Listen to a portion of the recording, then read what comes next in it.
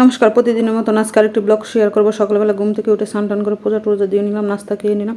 তারপরে ছেলের আজকে কোচিং ছিল, ওই জন্য ছেলেকে নিয়ে বেরিয়ে গেলাম। আর ওইদিকে তো রাজগঞ্জের দিকে যাওয়া যাচ্ছে না ট্রাফিক মোড়ের জন্য।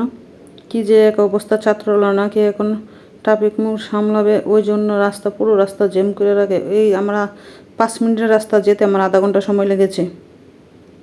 তারপর আমি ভিক্টোরিয়া কলেজের সামনে দিয়ে তারপরে গেলাম কোচিং, তারপর কান্দিপাড় হয়ে তারপরে গেলাম জাউতলা। ওইদিকে আমার ছেলে কোচিং করে, তো কোচিংয়ের ছেলেকে দিয়ে তারপরে বৈশা থেকে একবারে নিয়ে আসছি, কারণ বাসায় আবার আসবো, আবার যাবো। যে রাস্তাঘাটে যে অবস্থা, আর বাইরে অনেক বৃষ্টি হচ্ছিল, তো ওই জন্য আর বাসায় আসি নাই। তারপরে আজকে বাসায় এসে কী রান্না করলাম শেয়ার করবো। তাড়াহুড়া করে আর বেশি কিছু রান্না করলাম না।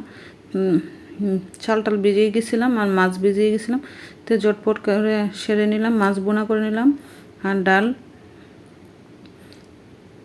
ডাল ছিল, আর কাঁঠালের বিচি আজকে ভাজি করবো। তো আপনাদের ভাই কাঁঠালের বিচি পছন্দ করে না, আর ওর মধ্যেই আবার মেয়ে আমরা ছিল বাসায়, তা আমরা ভর্তা বানিয়ে নিল। মেয়ে আবার একটু আমরা টক জাতীয় জিনিস পছন্দ করে, তো মেয়ের সাথে সাথে আমিও বানিয়ে নিলাম, একটু খেয়ে নিলাম। খেতে অনেক ভালোই লেগেছিলো। বাইরের থেকে আসছিলাম, তারপরে ভর্তাটা দিল, খেতে অনেক ভালো হয়েছিল আমড়ার ভর্তা। আর ওই রকম আমড়ার ভর্তা খেতে কিন্তু অনেক ভালো লাগে দুপুরে বাইরে থেকে আসলে।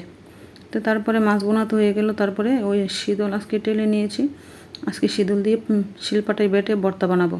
তো ওইটা আমার মেয়ের পছন্দ। মেয়ে বলতেছে, মা যেহেতু বেশি কিছু রান্না করবে না, তো ওই জন্য ওই ভর্তাটা বানিয়ে ফেলো। তো ওই ভর্তাটা বানালে খেতে অনেক ভালো লাগবে।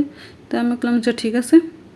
তো আর কাঁঠালের বিচি ভর্তা বানালাম, ভাজি করছিলাম কাঁঠালের বিচি, আর ওই শিলপাটায় বেটে নিয়েছিলাম শীতলের ভর্তা, কিন্তু খেতে অনেক ভালো হয়েছিল। এরকম মাঝে মধ্যে ভর্তা বানালে কিন্তু খেতে অনেক ভালো লাগে।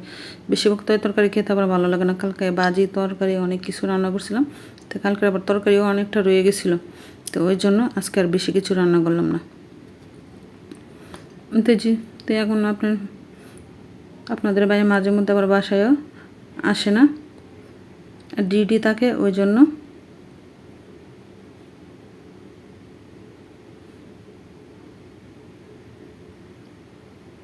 তারপরে ভর্তাটা বানিয়ে নিলাম।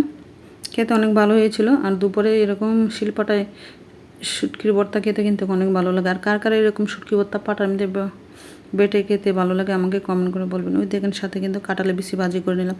আর এরকম ভাজি শুধু আমার মেয়ে আর আমি খাবো, আর কেউ না। এই ভর্তার ছেলে মাছ খাবে, ডাল খাবে। এই ছিল দুপুর আজকে রান্নাবান্না। ভালো লাগলে লাইক শেয়ার করবেন, ফেসবুক ফলোয়ার দিয়ে রাখবেন, ইউটিউবে সাবস্ক্রাইব করে দেবেন। আর সন্ধ্যার সময় মুড়ি চানাচুর ছিল সাথে।